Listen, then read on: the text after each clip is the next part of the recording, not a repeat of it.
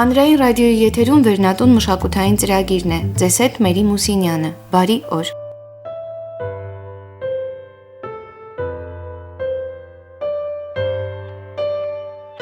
Ոսկե ծիրան կինոփառատոնի հրավերով ես օրեր առաջ աշխատանքային այցով մեկնեցի Ստամբուլ։ Կարճ ժամանակ ունեի եւ մի մեծ ցանկություն այդ օրերին կարողանալ նաեւ հանդիպել Ֆեթիե Չեթինին։ Նրա մեծ մայրս գիրքը կարդացել էի մեկ շնչով։ Մենք միմյանց չէինք ճանաչում, երբևէ չէինք հանդիպել։ Հրանտ Դինք հիմնադրամի եւ Անադոլու քուլտուր կազմակերպության իմ գործընկերներ Բուրջուի եւ Իրեմի օգնությամբ կապվեցի նրա հետ դեռ Երևանից։ Սիրով համաձայնվեց հանդիպել։ Եվ ես Ստամբուլ մեկնեցի ինքնաթիռում նորից վերընթերցելով նրա մեծ մայրս գիրքը։ Թուրքիա հասա հուզված, մտքումս ասես խոսելով Ֆեթիե Չեթինի տատիկի, լուսահոգի Հերանուշ Կատարյանի հետ։ Իմ աչքի առաջ ցեղասպանությունից մազապուրծ եղած Հերանուշ մայրիկի կյանքն էր։ Երջանիկ սկզբով, անհոգ ու լիարժեք, սիրված ու թրթռուն, եւ այս պատկերի հետ անհամատեղելի ու անհավատալի էր ցեղասպանության մահվան ճամփան։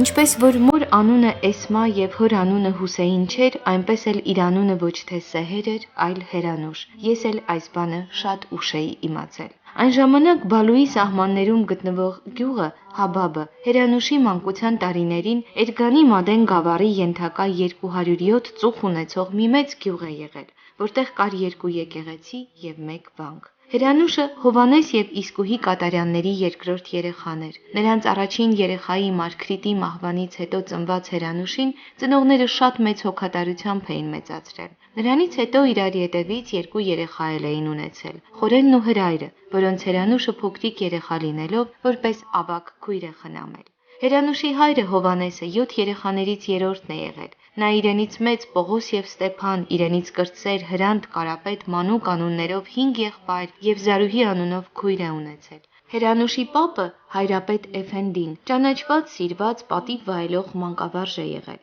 հայտնի որպես լավ մարդ, որի խոսքն ու զրույցը հարգում էին։ Գյուղի եկեղեցու հոգաբարձուն է եղել եւ նաեւ երգչախմբի ղեկավարը։ Ասում են, որ նրա եղբայրը Անդրեաս Կատարյանը իրենից առավել մեծ ճանաչում ունեցող եւ օժտված մի մանկավարժ է եղել, եւ հին հայերեն այն տեքստերը, որոնք ոչ մեկը չի կարողացել վերծանել, բերել են նրա մոտ կարդալու։ Կատարյաններն ու Արզումանյանները գյուղի տոհմիկ եւ բազմանդամ 2 ընտանիքներն են եղել։ Կատարյանենց Հովանեսն իրենց հարևան Արզումանյանների ավագ դստերը Իսկուհուն, որ իր մոր անվանակիցն էր, շատ է հավանել։ Հայրը մի օր նրան հարցրել է, թե արդյոք կուզենա ամուսնանալ հարևանի աղջկա հետ։ Հովանեսն առանց տատանվելու ասել է. «Այո», եւ ուրախությունից վեր թռչել։ Իրենից 6 տարի փոքր Իսկուհին էլ Հովանեսի պես շատ քույրեր ու եղբայրներ է ունեցել։ 2 եղբայրների եւ 4 քույրերի մեջ ամենամեծն է եղել։ Իսկ մայրը Թագուհին գյուղի բուժակն է եղել։ Ասում են, որ մի բժշկի չափ գիտելիք է ունեցել։ Այս 2 հարևան գերդաստանները միմյանց հետ շատ լավ հարաբերությունների մեջ են եղել, եւ նրանց բոլոր անդամներն էլ Հովանեսի եւ Իսկուհու ամուսնությանը հավանություն են տվել։ Այսպիսով Հերանուշն աշխարհ է եկել որպես այս սիրով ամուսնության երկրորդ զավակ։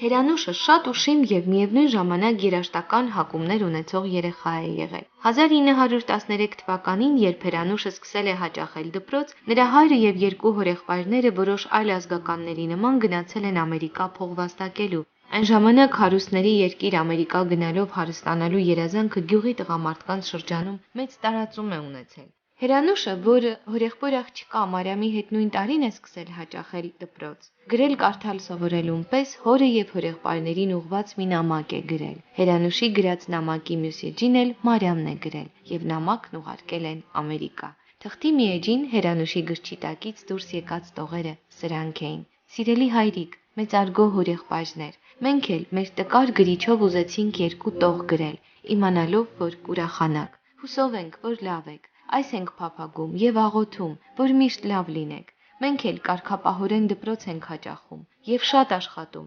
որպիսի լինենք կրթված զավակներ։ Խորենը, Հրայրը, Ժիրայրը, Մարիամը եւ ես համբուրում ենք ձեր ձեռքերը։ Աննան ձեզ շատ է կարոտել եւ համբույրներ է ուղարկում։ Հերանուշ Կատարյան։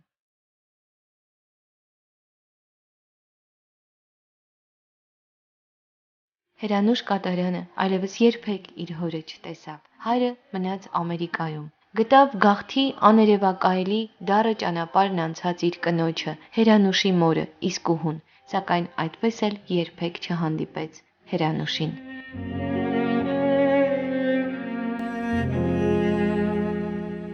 Ֆեթիե Չեթինը մասնագիտությամբ իրավաբան է, Հրան Դինքի դատավարության փաստաբաններից։ Նա մեկն է, ով ցեղասպանություն իրականացրած եւ արդեն շուրջ 100 տարի այդ փաստը մերժող Թուրքիայում բարձրաձայնեց իր արմատներում հայկական ինքնության գոյության մասին։ Նրա տատը մահմեդականություն ընդունած Սեհերը ցեղասպանությունից մազապուրց եղած հայուհի Հերանուշ Կատարյանն էր, ով 60 տարի իր զուսպ լռության մեջ էր պահտվել այն դժոխքի ճամփան, որ ցեղասպանությունը բաժին էր հանել նրա համար։ Հերանուշ Կատարյանը Ֆեթիե Չեթինի մոր մայրն էր, ում շեն, ուրախ, հավատով ու երազանքով կյանքը մի գիշերում թուրքական պետությունը վերածեց մղձավանջի։ Այդ մղձավանջը նա իրականում ապրեց իր հետագա կյանքում նաև, մտքում պահելով բոլոր սարսափները, հարազատների ու հայրենի տան կորստի ցավը։ Մահմեդականների շրջապատում սիրված, ընդունված այս կինը հայ էր եւ ամբողջ կյանքում ճիշտ պահի էր սпасել այս մասին խոսելու, ինչ որ մեկին պատմելու, ու նա բազմաթիվ իր թորներից ընտրեց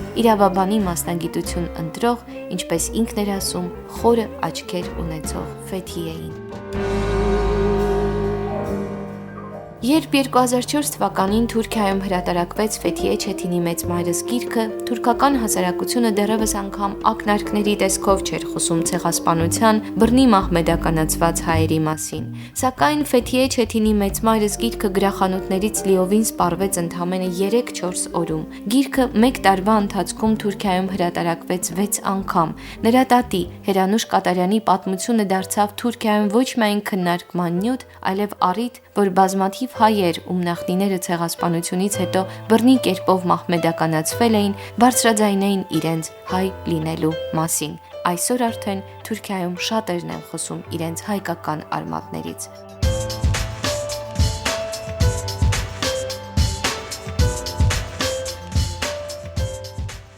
Ընթերցեմ մի հատված Ֆեթիե Չեթինի մեծ մայրս գրքից։ Մի օր, երբ տատս մեր տանն էր Անկարայում, ասաց. «Եթե գործ չունես, մոտս արի, քեզ բան եմ ասելու»։ Գնացի մոտը, կրկին ձեռքերս ձեռքերի մեջ առավ եւ ասաց. «Գիտես, իմ մայրը, հայրը, եղբայրը Ամերիկայում են, քեռիդ նրանց հասցեները կորցրել է, եթե նրանց գտնես, դու կգտնես, իսեր ինձ, նրանց գտիր»։ Խոսելու ձևից եւ ձայնի տոնի միօրինակությունից զգացվում էր, որ շատ դժվարությամբ էր որոշում ընդունել այս ամենն ինձ ասել։ Սկզբում այնքան էլ գլխի չընկա։ Ինչ ես ասում, տատիկ, դուրս է գալիս, մենք հիմա Ամերիկայում հարազատներ ունենք։ Սակայն տատս շատ լուրջ էր։ Նրանց հասցեները չեմ իմանում, բայց գիտեմ, որ ապրում են Ամերիկայում, Նյու Յորքում, ասաց։ Լավ, տատիկ, ինչու են գնացել Ամերիկա։ Գնացել են էլի։ Երբ են գնացել։ Երբ ես երեխա էի։ Բերանից ուրիշ մի բառ կորզելու համար օրերով ջանացի, սակայն բացի այն բանից, որ իր իրական մայրն ու հայրը Ամերիկայում են, ուրիշ ոչինչ չէի կարողանում իմանալ։ Շատ ջանացի։ Ի վերջո սկսեց պատմել։ Իմ անունը Հերանուշ էր, մայրս Իսկուհին էր, հայրս Հովանեսը, որն այդ ժամանակ երկու հորեղբայրներիս հետ Ամերիկայում էր։ Երկու եղբայր ունեի, պապիս կոչում էին Հայրապետ Էֆենդի, մի մարդ էր, որի խոսքը հարգի էր ոչ միայն մեր, այլև շրջակա բոլոր գյուղերում։ Մեր գյուղը մեծ էր, 3 գյուղապետ ուներ, այսպես սկսեց նա իր պատմությունը։ Պատմեց, որ մի օր ոստիկանությունը գյուղ գալով պապին, հորեղբայրներին, քեռուն ներառյալ բոլոր տղամարդկանց տարել է, եւ նրանցից ոչ մի լուր չեն կարողացել ստանալ։ Մոր եւ եղբայրների հետ Հարսքույրիկի գյուղում են ապաստանել, սակայն ոստիկաններն այստեղ են եկել, կին տղամարդ բոլորին հավաքել, բալուտ արել, տղամարդկանց մորթելով գետն են գցել ու գետ նորերով արյուն է հոսել։ Հետո պատմեց նաեւ Աքսորի ճանապարհի մասին, քանի որ մայրս չէր ուզում Աքսորի ճամփին ետևի շարքերն ընկնեինք, արագ-արագ էր քայլում, եւ որպեսզի մենք կարողանանք նրան հավասար քայլել, մեր ձեռքերից բռնած քարշ էր տալիս, հաճախ ետևից ճիչեր, աղաչանքի եւ լացի ձայներ էին գալիս ու դրանք պատճառ էին դառնում, որպեսզի մայրս մի քիչ ավելի արագացներ քայլերը, քանի որ չէր ուզում, որ մենք ետ նայենք։ Ճանապարհ ընկնելու առաջին օրվա երեկոյան երկու մորաքույրներս ետևի շարքերից վազելով մեզ մոտ եկան, հոնգուր լալիս էին։ Տատս այստեղ դադար տվեց, հոգոց հանեց։ Ես նրա ձեռքը համբուրեցի, շարունակեց։ Հարսքույրիկս, քանի որ հիվանդ էր եւ չէր կարողանում քայլել, ոստիկանները սվիններով սպանել էին ու դիակն էլ ջամփի եզրին նետել։ Հարսքույրիկդ Հորեղբորդ կինն էր, տատիկ, ոչ, քեռուս կինն էր, հղի էր, ճանապարհին ոստիկանները տարեցներին, հիվանդներին, նրանց ովքեր չէին կարողանում քայլել սվինահարում էին և թողնում նույն տեղում, բաց երկնքի տակ, լեռներում, գայլերի ու գիշատիչ թռչուններին կերակուր էին դառնում։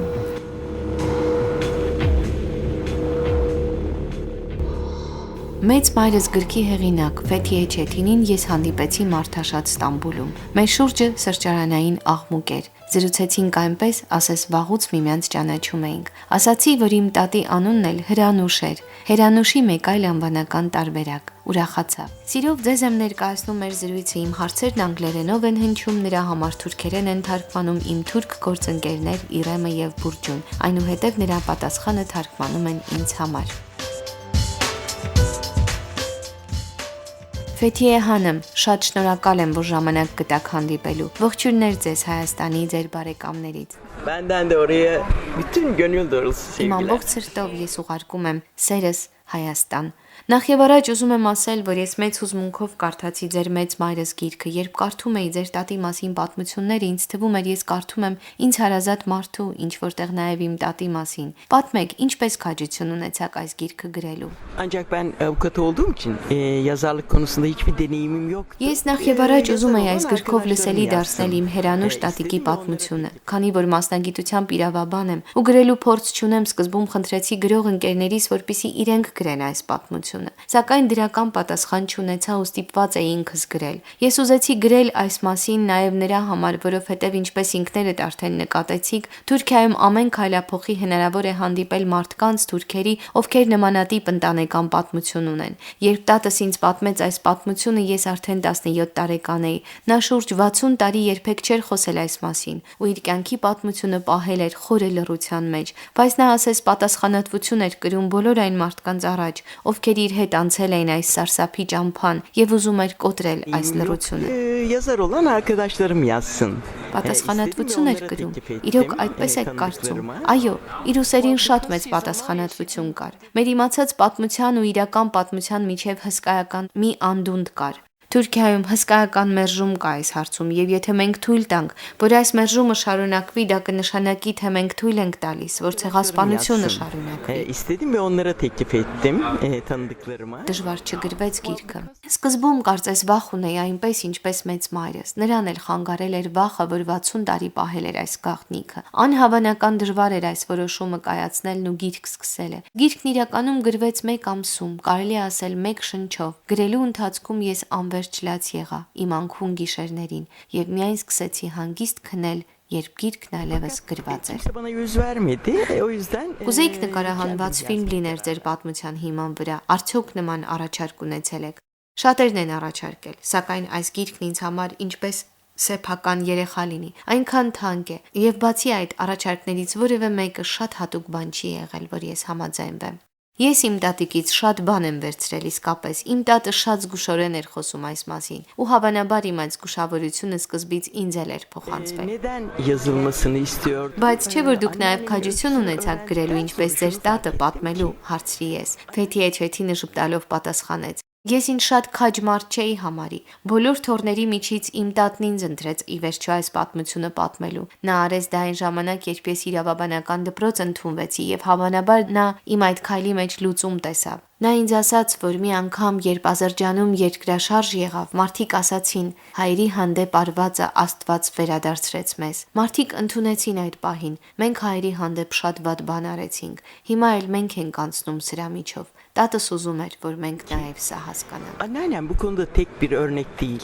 Իսկ ինչ փոխեց այս գիրքը ձեր անձնական կյանքում եւ թուրքական հասարակությունում։ Նախ եւ առաջ իմ կյանքում շրջադարձային բացահայտումներ սկսվեցին։ Ես հասկացա ու տեսա, որ իմ շուրջ բոլորը չնկատված հայկական հետքեր են։ Ես միշտ էլ այլախոհ եմ եղել իմ տեսակով, սակայն առանձնապես տարված չէի փոքրամասնություններով, այդ թվում հայերի խնդիրներով։ Իմ տատը ինձ պատասխանատու դարձրեց այս խնդիրների հանդեպ, եւ այլևս սա մի հսկա ճանապարհ է, որ սկսվել է իմ կյանքում եւ շարունակվում է։ Գրքի տպագրությունից հետո 3 3-4 օրվա ընթացքում բոլոր գրքերը վաճառվեցին։ Իմ գրասենյակում անվերջ մարդկանց հոսք էր, ովքեր գալիս ու պատմում էին իրենց անձնական պատմությունները, նշելով, որ իրենց պապը կամ տատը հայ է եղել։ Շատ լրագրողներ այլևս այս մասին սկսեցին գրել թերթերում։ Իմ տատիկի պատմությունը շրջադարձային եղավ թուրքական հասարակության համար։ Տատիկս իսկապես ջարդեց լռությունը։ Երբ 2004-ին գիրքը հրատարակվեց, այդ ժամանակ մենք չէինք կարողանում նման թեմաների մասին այսպես ազատորեն խոսել, ինչպես այսօր։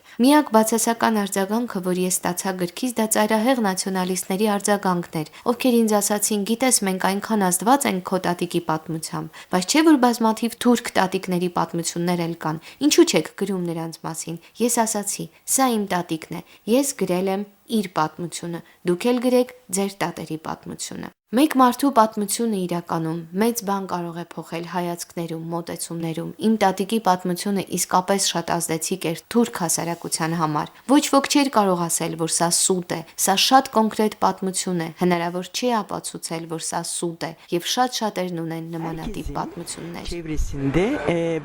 Ես ուզում եմ ձեր կարծիքն իմանալ նաեւ մեր օրերի մասին։ Ինչ է փոխվել վերջին տարիներին։ Շատերն են ասում, որ Թուրքիան փոխվում է, որ թուրքական հասարակությունը պատրաստ է գնալ երկխոսության, բայց շատերն էլ կարծում են, որ դա հիմնականում խորամանկ մի ժեստ է եւ ոչ այնքան ազնիվ։ Մտնենք ցանկացած գրախանութ Թուրքիայում, կտեսնեք, թե որքան գրքեր, հիմնականում վավերագրություններ կան արդեն հրատարակված հայոց ցեղասպանության վերաբերյալ։ Ժամանակին այդ նույն գրախանութներում միայն այնպիսի գրքեր էին, որոնք մերժում էին ցեղասպանության փաստը։ Հսկայական արգելք կար ժամանակին, իսկ հիմա մեծ քննարկում։ Դա այլևս փաստ է։ Այո, կառավարության մոտեցումներում գրեթե ոչինչ չի փոխվել, բայց հիմա օրինակ գոնե ասում են, որ այո, ինչ որ բան տեղի է ունեցել։ Առաջներում բացարձակապես մերժում էին ցեղասպանության փաստը։ Հիմա թերևս ձևակերպում են այսպես, եղել են դժվար ժամանակներ, շատ ցավ է եղել։ Մեր կառավարությունը անշուշտ հսկայական բան ունի անելու պատմության հետ առերեսվելու առումով։ Ինչ պիտի մենք հիմա անենք, սա է գլխավոր հարցը։ Իհարկե, ամենակարևորը, որ պետությունը պիտի ընդունի, սակայն դրանից առաջ ինձ համար ամենակարևորը, որ մեր քաղաքացիները,